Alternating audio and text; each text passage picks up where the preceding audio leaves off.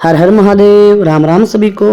उत्तर रामायण के अनुसार अश्वमेध यज्ञ पूर्ण होने के पश्चात भगवान श्री राम ने बड़ी सभा का आयोजन कर सभी देवता ऋषि मुनियों किन्नरों यक्षों व राजाओं आदि को उसमें आमंत्रित किया। सभा में आए नारद मुनि के भड़काने पर एक राजन ने भरी सभा में विश्वामित्र को छोड़कर सभी को प्रणाम किया। ऋषि विश्वामित्र गुस्से में भर उठे और उन्होंने भगवान श्री राम से कहा कि अगर सूर्यास्त से पूर्व तुमने इस राजा को मृत्युदंड नहीं दिया तो मैं तुम्हें श्राप दे दूंगा। इस पर श्री राम ने उस राजा को सूर्यास्त से पूर्व मारने का प्रण ले लिया।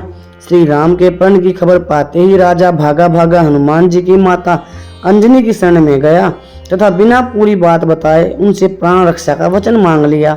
तब माता अंजनी ने हनुमान जी को राजन की प्राण रक्षा का आदेश दिया। हनुमान जी ने श्री राम की शपथ लेकर कहा कि कोई भी राजन का बाल भी बांका नहीं कर पाएगा। परंतु जब राजन ने बताया कि भगवान श्री राम ने ही उनका वध करने का प्रण किया है तो हनुमान जी धर्म संकट में पड़ गए कि राजन के प्राण कैसे बचाए और माता को दिया वचन कैसे पूरा करे तथा भगवान श्री राम को श्राप से कैसे बचाए।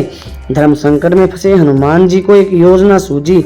हनुमान जी ने राजन से सरयू नदी के तट पर जाकर राम नाम जपने के लिए कहा। हनुमान जी खुद सूक्ष्म रूप में राजन के पीछे छिप गए। जब राजन को खोजते हुए श्री राम सरयू तट पर पहुंचे तो उन्होंने देखा कि राजन राम राम जप रहा है।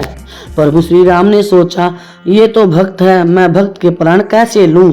श्री राम ने राजभवन लौटकर ऋषि विश्वामित्र से अपनी दुविधा कही।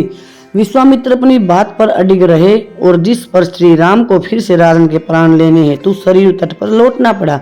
अब श्री राम के समक्ष भी धर्म संकट खड़ा हो गया कि कैसे वो राम नाम जप रहे अपने ही भक्त का वध करे। राम सोच रहे थे कि हनुमान जी को उनके साथ होना चाहिए था, परंतु हनुमान जी तो अपने ही आराध्य के विरुद्ध सूक्ष्म रूप से एक धर्म युद्ध का संचालन कर रहे थे। हनुमान जी को यह ज्ञात था कि राम नाम जपते हुए राजन को कोई भी नहीं मार सकता, खुद मर्यादा पुरुषोत्तम राम भी नहीं। श्री राम ने सरयू तट से लौटकर राजन को मारने हेतु जब शक्ति बाण निकाला तब हनुमान जी के कहने पर राजन राम राम जपने लगा। राम जानते थे राम नाम जपने वाले पर शक्ति बाण असर नहीं करता। वो असहाय होकर राजभवन लौट गए। विश्वामित्र ने लोटा देखकर श्राप देने को उतारू हो गए और श्री राम को फिर से सरयू तट पर जाना पड़ा। इस बार राजा हनुमान जी के इशारे पर जय सिया राम जय हनुमान गा रहे थे, लेकिन जैसे ही उन्हें भगवान श्री राम सामने दिखाई दिए तो उन्होंने सीताराम जोर जोर से गाना शुरू कर दिया। प्रभु श्री राम ने सोचा कि मेरे नाम के साथ साथ ये राजन शक्ति और भक्ति की जय बोल रहा है, ऐसे में कोई अस्त्र शस्त्र इसे मार नहीं सकता। इस संकट को देखकर श्री राम मूर्छित हो गए।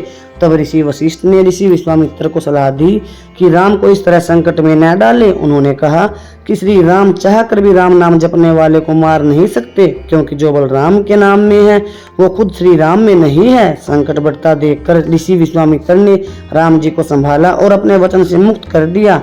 मामला संभलते देखकर राजा के पीछे छिपे हनुमान वापस अपने रूप में आ गए और श्री राम के चरणों में आ गिरे। तब प्रभु श्री राम ने कहा कि हनुमान जी ने इस प्रसंग से सिद्ध कर दिया है कि भक्ति की शक्ति सदैव आराध्य की ताकत बनती है तथा सच्चा भक्त सदैव भगवान से भी बड़ा रहता है। इस प्रकार हनुमान जी ने राम नाम के सहारे श्री राम को भी हरा दिया। यह जो सारी लीला की गई भगवान श्री राम के नाम की महिमा दिखाने के लिए भगवान श्री राम ने और हनुमान जी ने लीला की, ताकि संसार को राम नाम की ताकत का पता चल सके कि नामी से भी बड़ा होता है। जिस प्रकार भगवान श्री राम स्वयं राम होकर भी अपना नाम जपने वाले को नहीं मार सके, उसी तरह भगवान का नाम परम सत्य परम सिद्ध और आनंद देने वाला है। आप सभी ने अपना कीमती समय देकर भगवान श्री राम की इस कथा का किया, इसके लिए आप सभी का कोटि कोटि धन्यवाद। भगवान श्री राम की कृपा आप सब पर बनी रहे।